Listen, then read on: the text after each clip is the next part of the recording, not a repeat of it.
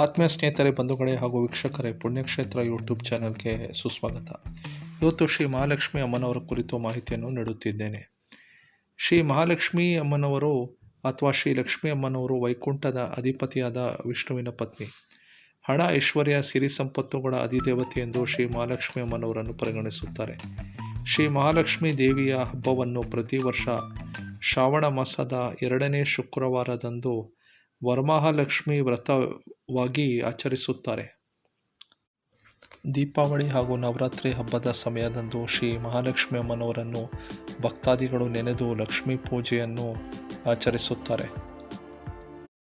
ಶಕ್ತಿಪೀಠಗಳಲ್ಲಿ ಒಂದಾದ ಕೊಲ್ಹಾಪುರ ಮಹಾಲಕ್ಷ್ಮಿ ಅಮ್ಮನವರ ದೇವಾಲಯ ಹೇಗೋ ಅದೇ ಥರ ಮಹಾಲಕ್ಷ್ಮಿ ದೇವಿಯು ಪಾರ್ವತಿ ದೇವಿಯು ಮತ್ತು ಸರಸ್ವತಿ ದೇವಿಯ ಥರ ಶಕ್ತಿ ದೇವತೆಯೂ ಕೂಡ ಹೌದು. ಶ್ರೀ ಮಹಾಲಕ್ಷ್ಮಿ ಅಮ್ಮನವರು ತನ್ನ ಪತಿಯಾದ ಶ್ರೀ ಮಹಾವಿಷ್ಣುವಿನ ಜೊತೆ ಒಮ್ಮೆ ವೈಕುಂಠದಲ್ಲಿ ನೆಲೆಸಿದರೆ, ಇನ್ನೊಮ್ಮೆ ಕ್ಷೀರಸಾಗರದಲ್ಲಿ ಶ್ರೀ ಮಹಾವಿಷ್ಣುವಿನ ಜೊತೆ ಆದಿಶೇಷನನ್ನು ಹಾಸಿಗೆಯಾಗಿ ಮಾಡಿಕೊಂಡು ನೆಲೆಸಿರುವುದು. ಲಕ್ಷ್ಮಿ ಅಥವಾ ಮಹಾಲಕ್ಷ್ಮಿ ಎಂಬ ಹೆಸರಿನ ಜೊತೆಗೆ ಶ್ರೀ ಎಂಬ ಅಕ್ಷರವನ್ನು ಸೇರಿಸಲಾಗಿದೆ. ಶ್ರೀ ಲಕ್ಷ್ಮಿ ಅಥವಾ ಶ್ರೀ ಮಹಾಲಕ್ಷ್ಮಿ ಎಂಬ ಹೆಸರನ್ನು ಭಕ್ತಾದಿಗಳು ಕರೆಯುತ್ತಾರೆ.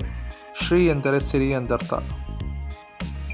ಈ ವರ್ಷದ ಆಗಸ್ಟ್ 16ನೇ ತಾರೀಕು 2024ರಂದು ವರಮಹಾಲಕ್ಷ್ಮಿ ಹಬ್ಬವನ್ನು ಜನರು ಆಚರಿಸುತ್ತಾರೆ.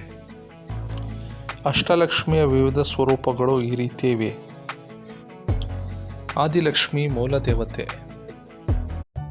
ಧಾನ್ಯಲಕ್ಷ್ಮಿ ಧಾನ್ಯಗಳನ್ನು ಕರುಣಿಸುವ ದೇವತೆ. ಧೈರ್ಯಲಕ್ಷ್ಮಿ ಧೈರ್ಯವನ್ನು ಕೊಡುವ ದೇವತೆ. ಗಜಲಕ್ಷ್ಮಿ ಆನೆಯನ್ನು ಇಕ್ಕೆಲದಲ್ಲಿ ಹೊಂದಿದ ದೇವತೆ. ಸಂತಾನಲಕ್ಷ್ಮಿ ಸಂತಾನವನ್ನು ಕರುಣಿಸುವ ದೇವತೆ. ವಿಜಯಲಕ್ಷ್ಮಿ ವಿಜಯವನ್ನು ತಂದು ಕೊಡುವ ದೇವತೆ. ವಿದ್ಯಾಲಕ್ಷ್ಮಿ ವಿದ್ಯೆಗೆ ಧನ ಸಹಾಯ ಮಾಡುವ ದೇವತೆ. ಕೊನೆಯದಾಗಿ ಧನಲಕ್ಷ್ಮಿ ಹಣವನ್ನು ಮಡಿಲಿನಲ್ಲಿ ಹೊಂದಿದ ದೇವತೆ.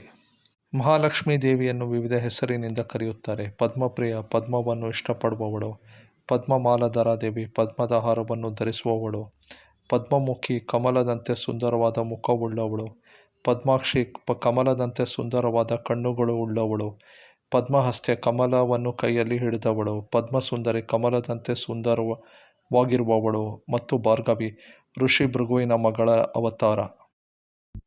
ಮಹಾಲಕ್ಷ್ಮಿ ಅಮ್ಮನವರು ಸಮೃದ್ಧಿ, ಅದೃಷ್ಟ, ಧನ, ಅಧಿಕಾರ ಹಾಗೂ ಸೌಂದರ್ಯದ ಅಧಿದೇವತೆಯಾಗಿದ್ದಾಳೆ.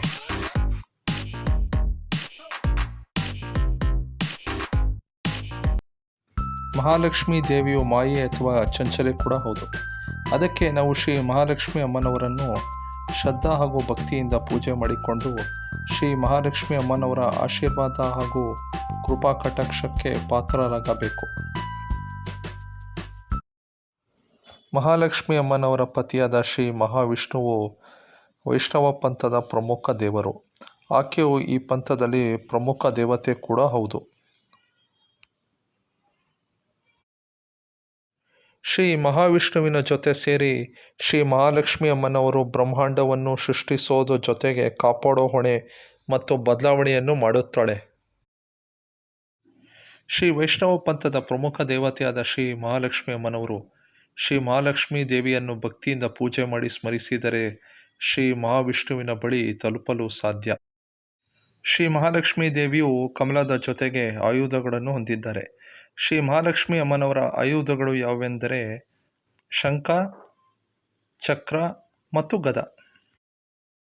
ಶ್ರೀ ಮಹಾಲಕ್ಷ್ಮಿ ದೇವಿಯು ಗರುಡ, ಆನೆ, ಸಿಂಹ ಅಥವಾ ಹುಲಿಯನ್ನು ವಾಹನವಾಗಿ ಮಾಡಿಕೊಂಡು ವಿರಾಜಮಾನಳಾಗಿದ್ದಾಳೆ. ಸ್ಕಂದ ಪುರಾಣ ಲಕ್ಷ್ಮೀ ಸಹಸ್ರನಾಮದಲ್ಲಿ ಲಕ್ಷ್ಮಿ ಅಮ್ಮನವರನ್ನು ಮಹಾದೇವಿಯಾಗಿ ವರ್ಣಿಸಿದ್ದಾರೆ. ಆಕೆಯನ್ನು ಕರವೀರ ನಿವಾಸಿನಿ ಎಂದು ಕರೆಯುತ್ತಾರೆ. ಅಂದರೆ ಆಕೆಯು ಕೊಲ್ಹಾಪುರ ಕ್ಷೇತ್ರದಲ್ಲಿ ನೆಲೆಸಿರುವವಳು ಎಂದರ್ಥ. ಕೊಲ್ಹಾಪುರ ಮಹಾಲಕ್ಷ್ಮಿ ಅಮ್ಮನವರ ವಿಡಿಯೋ ಡಿಸ್ಕ್ರಿಪ್ಷನ್ ಲಿಂಕಲ್ಲಿ ನೀವು ಕ್ಲಿಕ್ ಮಾಡಿ ನೋಡಬಹುದು. ಆಕೆಯನ್ನು ಮಹಾಕಾಳಿ ಮತ್ತು ಮಹಾ ಸರಸ್ವತಿಯಾಗಿ ಬಣ್ಣಿಸಿದ್ದಾರೆ. ಮಹಾಲಕ್ಷ್ಮಿ ಅಮ್ಮನವರ ಇತರ ಪ್ರಮುಖ ಹೆಸರುಗಳು ಯಾವುವೆಂದರೆ ಭುವನೇಶ್ವರಿ, ಕಾತ್ಯಾಯಿನಿ, ಕಾಮಾಕ್ಷಿ ಸಕಲ ಇಷ್ಟಾರ್ಥಗಳನ್ನು ತನ್ನ ಕಣ್ಣುಗಳಿಂದಲೇ ಈಡೇರಿಸುವವಳು. ಈಗಾಗಲೇ ಕಾಮಾಕ್ಷಿ ಅಮ್ಮನವರ ಕುರಿತು ವಿಡಿಯೋ ಮಾಡಿದ್ದು ಡಿಸ್ಕ್ರಿಪ್ಷನ್ ಲಿಂಕನ್ನು ಕ್ಲಿಕ್ ಮಾಡಿ ನೀವು ನೋಡಬಹುದು. ಚಂಡಿ ಮಹಿಷಾಸುರನನ್ನು ಸಂಹಾರ ಮಾಡಿದವಳು. ಚಾಮುಂಡ ಚಂಡಮುಂಡನನ್ನು ಸಂಹಾರ ಮಾಡಿದವಳು. ದುರ್ಗಮಾಸುರನನ್ನು ಸಂಹಾರ ಮಾಡಿದವಳು. ಮಹೇಶ್ವರಿ ಶಿವ ಅಥವಾ ಮಹೇಶ್ವರನ ಶಕ್ತಿ. ವಾರಾಹಿ ವರಹ ದೇವರ ಶಕ್ತಿ, ವಿಷ್ಣುವಿನ ಅವತಾರ. ನರಸಿಂಹಿ ನರಸಿಂಹನ ಶಕ್ತಿ, ವಿಷ್ಣುವಿನ ಅವತಾರ. ಮಹಾಕಾವ್ಯಗಳಲ್ಲಿ ಉಲ್ಲೇಖ.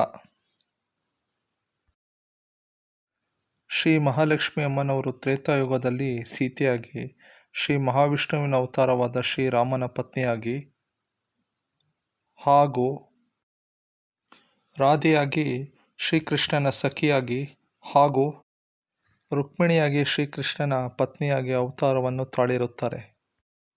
ಶ್ರೀ ಮಹಾಲಕ್ಷ್ಮಿ ಅಮ್ಮನವರ ಕೃಪಾ ಕಟಾಕ್ಷ ಮತ್ತು ಆಶೀರ್ವಾದ ನಿಮಗೆ ಲಭಿಸಲಿ ಎಂದು ಹಾರೈಸುತ್ತಾ ಈ ವಿಡಿಯೋವನ್ನು ಇಲ್ಲಿಗೆ ಮುಗಿಸುತ್ತಿದ್ದೇನೆ. ಧನ್ಯವಾದಗಳು. ಈ ವಿಡಿಯೋ ನಿಮಗೆ ಇಷ್ಟವಾಗಿದ್ದಲ್ಲಿ ಈ ವಿಡಿಯೋವನ್ನು ಲೈಕ್, ಶೇರ್ ಆ್ಯಂಡ್ ಸಬ್ಸ್ಕ್ರೈಬ್ ಮಾಡಿ ಹಾಗೂ ಬೆಲ್ ಐಕಾನನ್ನು ಕ್ಲಿಕ್ ಮಾಡಿ. ನೋಟಿಫಿಕೇಷನ್ ಕಾಲಮ್ನಲ್ಲಿರೋ ಆಲ್ ನೋಟಿಫಿಕೇಷನ್ ಕಾಲಮನ್ನು ಕ್ಲಿಕ್ ಮಾಡೋದನ್ನು ತಪ್ಪದೆ ಮರೆಯಬೇಡಿ.